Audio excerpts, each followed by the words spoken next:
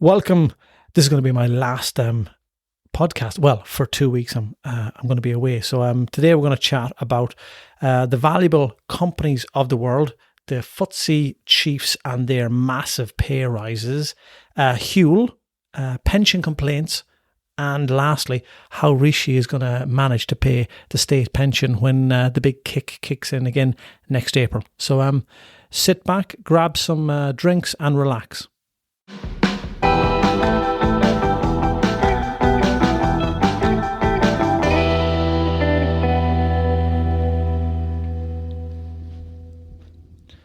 I feel my age today. I've been doing, you know what I'm doing, my exercise, and I've been doing a lot of this body weight. I think I'm fitter than I was at 25. Now I'm 45. Geez, the inside workings, they just feel all sore. So you actually genuinely think you're fitter than you were at 25? Yeah. Oh. Yeah. I don't think I'd be able to run faster because I'm not at the minute. Naturally, I think there's about 2 people in the world that don't know that I had an Achilles injury a few years ago. Of the 7 billion. There, but I do think past episodes full of that. Yeah. I do think I'm more physically fitter, but I don't think Is that more than, because like you're an avid gym goer? I do 7 days a week. 5. You train the weekends, don't you? Yeah, but in my shed. So I'm a shed goer. So exercise 7 days a week then. Yeah, if I can. Get your body moving. So since you've changed into a body weight routine, does that mean you've been fitter than the stuff you were doing before, the chest and biceps workouts you were doing? Your beach weights, like. Yeah. Do you know what? I do think so, because I think it makes you get overall fit everywhere else. Bloody horrible. You know, it just when you look at what potentially you find a session to do and you go, how the hell are you going to get through that? But you do. But I do think it's exactly like you say. If you go into the gym without a plan, it's a bit like what we do in the world of money. You're following a program then. Yeah. If you go into there and you don't have a plan, the first thing you go is what's free.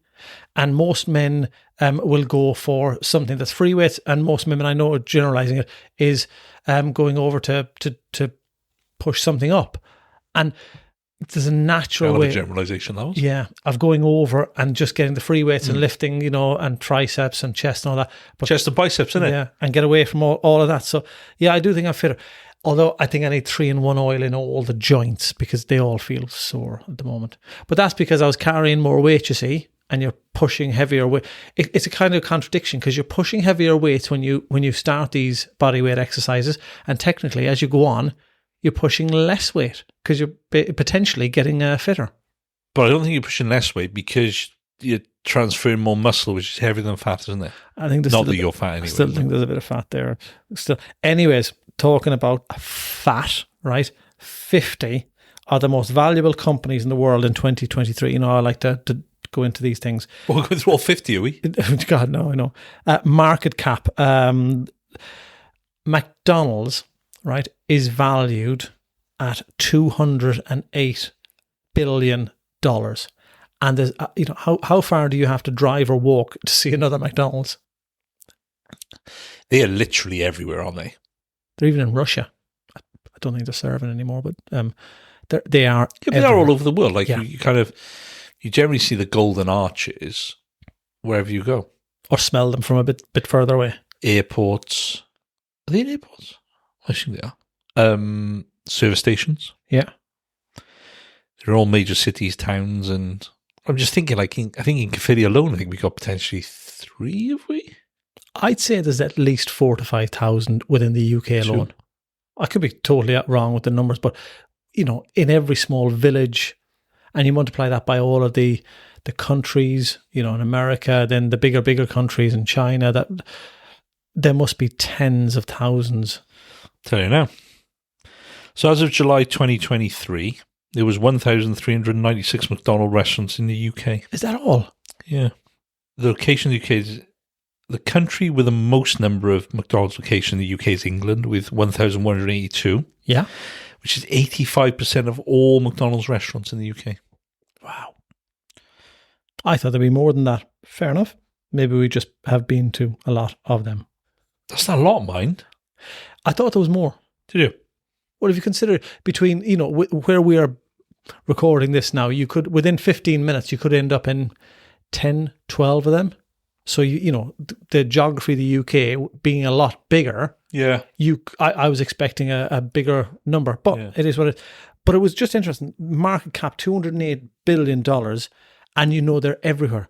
Amazon. So that's how the market values the company, for now and future worth. Amazon, so McDonald's that we see everywhere, $208 billion. Amazon. Billion. 208 billion. Billion, yeah. So it's not a small number. Amazon, 1.4 trillion. Wow. And then you go, Apple, $2.8 trillion. Just mind-blowing. McDonald's is this big, and you just try and kind of put into perspective. Yeah, it's huge. It's absolutely huge. And these boys get paid well, for running them. But I guess if you look at Apple, the market is full of Apple products, isn't it? Yes. Yeah.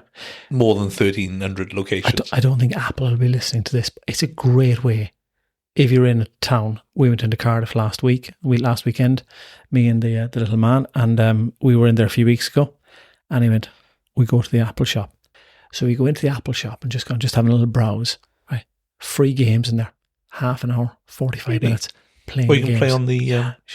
Don't tell anyone though. That's a little bit of a give to everyone there now. Yeah, go in, play the computer games, say nothing. Is that because you're not allowed in Smiths anymore? Security guard's fed up of following you around. You don't have to buy anything in there. Now, Apple have a lot of my money with a lot of products, so I do like them. But you can go in and you can test the games. But I was in the Zelda playing 3 of them at once. Yeah, always busy the Apple stores. Huh? Yeah. People just browsing while they actually No, they are all always buying in there when you see them. The guys are good at selling in there, upselling. Yeah. Tell them how rubbish the stuff that they have is. It's great, it's Apple, but I've never been bothered with the whole, when a new phone comes out, I generally go 2 generations below because I know it's going to be cheaper than buying the brand new up to date when yours is about 7 generations below, isn't it? Yeah, I don't think they even make yours. They don't, and I only can't even do the iOS update. I only want to change mine because it's nice and small. I don't want the big ones, and I'm going to have to change eventually at some stage. But so be it. Yours is like the first generation size. Mine is fine. It does what I needed to do. Apart from the only thing that isn't great, I was taking calls. It's a brilliant calculator. Oh, wow. Actually, the calculator hands down the worst calculator in the world. It's shocking. I was going to say something else. Do you know, we were talking about companies and all that. I read the other day, the FTSE 100 CEOs and all that, pay rises they gave themselves this year. Fat cats. Oh, wow. Well, we hear and we disagree with it that there's this cost of living crisis. These guys and ladies are living on a different planet. Average pay rise for themselves, I'd love to know how they get it sorted. £500,000 average pay rise. Well, it's the board that decide. Shame on your boards. The executive board decide what the pay rise is going to be, isn't it? The guy that runs AstraZeneca, I can't even pronounce his name, Sir Pascal. I'm not even going to try there because I get somebody berate me. £15.32 million pay. Now, I know that might be made up of shares and future shares. I don't care how it's made up. It's still, that's the package. That 15 million is his salary. Well, maybe not salary, maybe made up of you get a pay slip. Yeah. 1.2 million, 1.4 million a month. Boom, boom. I know it could be huge. What was his pay rise? I didn't get his pay rise, but the average was 500k across the board. So probably going to have 10%, isn't he? 1.5 million. Nice little number. Wow. They said different world, isn't it? Different world. They don't need to worry about the price of gas going up. They don't need to worry. But it's all relative though, isn't it? Because I can't imagine he lives in a 2-up, 2-down kind of terraced house and drives around in a Tesla 3. He probably has a fleet of cars, holiday homes. So unless he's like an avid saver, he probably spends a lot of that. Could well do. I know there's a point where I think sometimes you can't spend it all. Kind of disagree sometimes. But he's probably living to that lifestyle. It's a good lifestyle. It's a good lifestyle. But it costs, doesn't it? Yeah. Well, he could be hiring a yacht for the weekend, which might cost him the best part of $250,000 for a weekend. Because that's generally what that costs. I think a year or two ago, I might have. Well, you looked at doing that, didn't you? Yeah. Footballers. I don't know why I have the likes of Messi and Ronaldo in my brain, that they rented a yacht or something silly like that, or two footballers that knew each other, and it was a crazy price for a week. Yeah, they are. Crazy It'd be price. about $1 million for a week, probably. Some of these big yachts, which are kind of rented out, these big super yachts. Somebody wrote in the paper last week that the better way to get richer isn't more hard work, it is smarter work. So, when you're talking about that guy from AstraZeneca and that, I think that's a load of bull, that statement, because how rich is rich? If you don't know what makes you happy or what you like, you're not going to know how much it costs. So you don't know how much money you need. So you don't know how hard to work, as in more hours and that. I know it's not just about the hours, but if you know what makes you happy, you can actually structure your life better. And we talk about that all the time. So I think that I think that's the biggest problem with people, isn't it, at the moment, is that people don't know what makes them happy. Yeah. People perceive what social media tells them should make them happy. Yeah. But it isn't what really makes them happy. Yeah. They're constantly following the Joneses and trying to buy happiness through Amazon or through some website. It's the dopamine effect, isn't it? And that's the danger, where you can be flicking through a social media and something pops up. And I've done it. You look at it and go, oh, wow, that is brilliant. Actually, all I'm being targeted on marketing-wise at the moment is CRM systems, because we've been looking at a new CRM system. So that's all I get targeted on social media at the moment, because that's all I've been looking at. But it has made me click on them and go, oh, actually, that's a good one. So now we end up with endless demos of different CRM softwares. But that's a little bit kind of different. But if you're constantly looking at clothing, shoes, bags, cars, you're going to be retargeted those things. Yeah. And it's then going to make you, I guess, kind of think you want it, but actually, do you really know why you want that? Is that actually going to make you any happier by having that product? Don't get me wrong, it might well do. Will they ping you the email in a few weeks' time going, what you've looked at is now 6% less in cost? We thought you'd like to know. And then you some of them will. Like some of them have, great systems. They can retarget you with adverts. We used to do when we had a clothing brand. The retargeting was brilliant. You'd have different kind of ad sets which would have discount codes on them, which would drag people in, and they worked. I know you're going. If people could see this now, what I'm going to say to you, you're just going to roll your eyes, because I'm going away on holidays next week. I got a code for a clothing company, and I ordered the other day. I got a 10% discount. I got Wait till this goes back on YouTube. You'll see me rolling my eyes. I got 8 items. Oh. Okay, you're like you're on like retail's nightmare. You are. I repacked the bag last night, so I just got to drop it off to an every now. Because how many are you actually taking of those items? Of the 8, 0. So it's an interesting fact. Okay, so when we ran the clothing brand, which we had, we back quite a few years ago, we were looking for investors, and we sat down with one of the investors, and they were telling us about what sort of markets we could break into and how certain markets work. And they actually talked about the German market. So the German market, when it comes to online retail, and somebody's probably going to correct me on this, right? But this is what I was told by someone who was very senior in a large clothing brand. Actually, had been at non-exec level. In Germany, they will order. So if you're a 34-inch waist, they'll order a 32, a 34, a 36-inch short, medium, and long leg. Right? Okay. Because they'll want to check it's the right size for them. Yeah, and then they'll send it back. So it's expected also then that the return is free. And if they don't, they probably won't buy from you. So it's an interesting market. So that was one of the conversations when, if we want to push into that type of market, we've got to be mindful it's going to cost us a lot of money. So we've really got to decide whether we want to or not. So the cash flow of selling 6 items at 30 quid a pop is 180 But they quid. could all come back. It's going to cost you 15 quid to post out, because we did, and 10 quid to come back. We used to have free returns. You go on the website, it was linked to Royal Mail, you'd put in your parcel number, it'd print your return label. Now that would cost us then. Yeah. So we would get charged. Now we didn't get a huge amount of returns, but when you used to get it, sometimes you might send out a package which might have cost you 10 quid to send out, and that was included because it was free post and packaging over a certain value. When it comes back, so it could cost us 20 quid and we never made a sale. Yeah. Plus, on top of that, staff time to pack the items. It was also the advert which might have brought them in. So Yeah, that might have cost you 30 quid. And you just lost that. Yeah. Yeah. So it's kind of, but that's going a little bit off tangent. But if it's there to do, and at the end of the day, you've bought these things because you want to try them. It's no God knows to why me. you send them all back, mine. To me, I know it's no different than going into town, paying a $5 to park up, and trying on things and going, no, I don't feel that I have a duty to go because I've ordered them online. I have to hold one of them. I didn't want any of them. In fact, I don't know why I ordered two of them. Why did you order? In fact, two of the items I just looked last night and went, I don't even know why I ordered this, and I didn't even unpack them. I just went, they're going straight back. Anyways, never mind about going back. Outside there, that will never go back. There's 2 containers or 2 boxes of Huel. Do you see the numbers in them? Of Huel. Yep.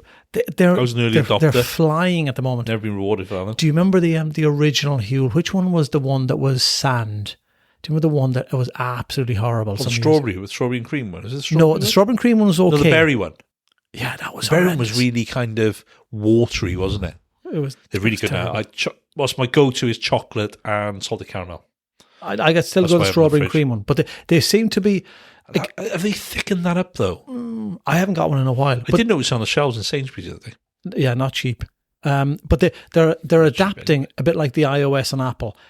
When you look back and you see the original first version, that crappy sandy one, they're just evolving. Because I saw the last day they're looking for. They sold. They don't even tasters. Yeah, imagine 300 million meals they sold in the year to July 2022. Well, I hope they've improved those. Well, I presume the meals include. Oh, I'm presuming it's included. You get the all ones of you them. add hot water to. Yeah, they're horrible. Pot noodle. Yeah, they're hot. Yeah. Well, horrible's a bit an strong. understatement. Yeah, they weren't the best. They were brutal. I tried them all as well. Yeah. But they never give samples, do they? They just go, nah, you buy them or you don't buy them. It is what it is. Yeah, so the RTD, as they call them, ready to drink, I assume that's what it stands for. They're really, really good. The bars they do are not that good. They're brutal. Cardboard. Shakes that you do yourself are far too sweet, I find. But the ready to drinks, they're superb. Yeah. They might go. That's effectively what I have for breakfast. 400 calories, no gluten, no dairy, vegan friendly for our vegan followers out there. It's nutritiously good value. People will probably argue they're full of sugar and stuff, but hey ho. You know what I mean? I probably could put worse in my body. I could go round to Carl's Burgers and stick a sausage and bacon. There's nothing wrong with that, but that ain't going to be good for me, is it? Do you know what? They're valued at 440 million, and considering they're not going that long, 440 million, wow! And we're talking earlier. They'll have on, a billion value soon, won't they? We're talking earlier on about McDonald's at 208 billion. I know it's a fact, but they're going 30, 40 years, 440 million in a couple of years' time. Yeah, I don't McDonald's been going since the 70s. No idea. There's something on Netflix about McDonald's. The founder. Yeah. Have you not seen that before? No. It's been around for years. That is a brilliant film. Watch it. No, I'm too busy on. Genuinely watch it. You like that? The Mark Cavendish, the Tour de France. Like that better than all of those. Lance Armstrong's film. No, I'll get to it eventually. Too busy in the gym. Pension complaints, right? Crap servicing levels, and a lot of people. Can you caveat this first? And a lot of people being unable to access their pensions. So this is the providers we're talking about, not advisors. Yes. Complaints to FOS, the Ombudsman. Probably from advisors. I put endless ones. Directly to FOS from people saying that there's the service levels of certain companies and trying to get access to their pension when the date comes, either through the age or a death benefit and stuff like that. 3 of the top culprits, don't mind saying them, Scottish Widows, Reassure and Phoenix. Because we're trying to deal direct. Yeah. And if I know we talk about Scottish Widows is a strange one, because they're a mainstream. I understand with Phoenix and Reassure, because all they really are is consolidators, aren't they? They're not really pension companies, are they? Everyone talks about pensions of what growth does it make, what are the charges, and what are the flexibility maybe. But what they lack is understanding or asking about the service. And that's the big thing, the reason why we chose the platform we have. The service is only an issue at the point that the service becomes the issue, i.e. I need my money now, somebody has died. It's the reactive thing. And people, it's not giving advice here, but if you have any one of those three pension plans, you need to have a serious look, because it might all be rosy now when you're putting the statements into a box or something, but the date that you come to start wanting that's when all the trouble is going to start. Hard enough to deal with from an advisor point of view with any other platform. We've got a few still we've picked up on there, which we've got to kind of look at now. But yeah, the service is pretty dire on all those. I think they said there's going to be over 1,000 complaints in a year for some of them on service levels alone. People taking the time to complain. And the service level has nothing got to do with charges, nothing got to do with the fund performances, and it's just the accessibility of it. Yeah. But do you know what people won't need to worry? The other day, something came up on that I was reading about. Rishi Sunak has said the state pension, he's going to honour the triple lock again. So it's the September numbers. Is that for all benefits then, yeah? Yeah. September numbers of wage growth, inflation are 2.5%. On the September, it kicks in the following April. So you're going to have all of the I was going to say old age pensioners, but they're not anymore. Those that are age... all the state benefits, state pension and the state benefits. What's it going to be? It's going to cost a small fortune again from April on again next year. Billions again. You can't. Where they making this money? Well, didn't they say? Wasn't there something came out that? But what's the actuaries for lots of the big companies for the DB schemes? Boddington, I can't think of the name. They said based on the numbers now, on the calculation of not state pension, on the calculation of DB schemes, they have excess and they're looking at taking that money out. And this is where the next shit is going to hit the fan, because you're taking a snapshot today based on the actuarial figures. That can change on a regular basis, hence why they have to reevaluate the CETV cash equivalent transfer value every 12 weeks. They're looking now at taking money out of these DB schemes to use. So I don't know, is Rishi going, well, they might invest that money somewhere else and we may be able to get tax on that. You can just see a car crash happening again. We don't learn, do we? No, not in the slightest. We did this before. Rinse and repeat. Oh, my goodness me. There'll be no state pension for us when we come to retire. It'll be a very different thing at this rate because there won't be any money in the coffers. I still maintain there will be, but I think the age is going to go up and it'll be in the 70s, even though it's 60-something now. And I think it'll be in some way, however they do it, some sort of means tested. I wonder whether there'll be that element to it, which will be a bit of a kick in the goodies, because you still paid into the system. Why should you be negatively impacted once you have just because you've saved a bit more money than others? I think it's just because no point in saving, is there? They'll just say, "Well, look, it's not. That's a lie. You're not saving into your NI contribution is not going into a pot for you. It's paying for today's people, and the people are living longer, and there's less people working. Well, that's exactly what it's going to be. So they're not going to be able to afford it. No. So that is the crap we'll have to deal with. But hey ho, there are the issues of the day. We're doomed. Not really. Just the way of the world. It's just the way of the world. It'll all come round.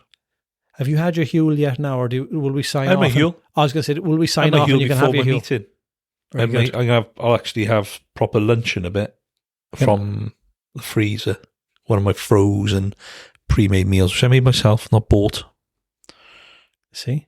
I think there's something to be said about... I made my muffins this week. They didn't taste like banana and carrot muffins. But we'll get there. Was that what they meant to taste like? That's what they were meant to taste like, yeah. I can't eat anything with gluten in, as we know.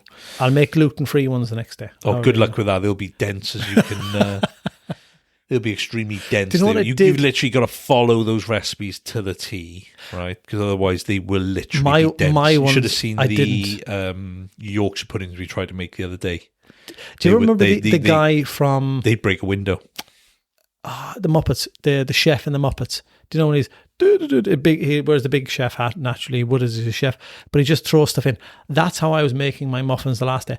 The recipe was there to use as a guiding light not as a sat nav. I'm a bit like that. And it just Like boom, boom, boom, I stuff made in. a satay sauce on the weekend, and I kind of looked at it. And this is how I generally do a lot of it. I'll have a look at the recipe and go, yeah, okay, let me do it my way, and just substitute things out. And in fairness, it was superb. We better let people go and have some food. I made myself hungry now. As they're talking about salivating this. on, Not the healthiest. banana and carrot muffins and satay chicken. Satay chicken. I might not be here next week. I might be on holiday. You might have to do something. Oh, am I going solo, am I? Yeah. Oh, where are you? Oh, are you on a cruise? Yeah. Out at sea. If anyone knows how to survive Disney cruise on probably Hello, 4 hours sleep a day, you'll be all right. You'll be able to see Mickey and Minnie, and I'll tell you what I won't be doing. There won't be any Huel there. It'll be the full on. Oh, smash the buffet on a. So the last cruise I went on, I thought we were going to stop talking about food. we are, but it was a P&O cruise. I was in the Caribbean, and every lunchtime they did a different sponge pudding. Now, anyone who knows me knows I'm a big fan of a sponge pudding. This is before the days where I couldn't have gluten. And I used to, every lunchtime, I'd have a sponge and custard.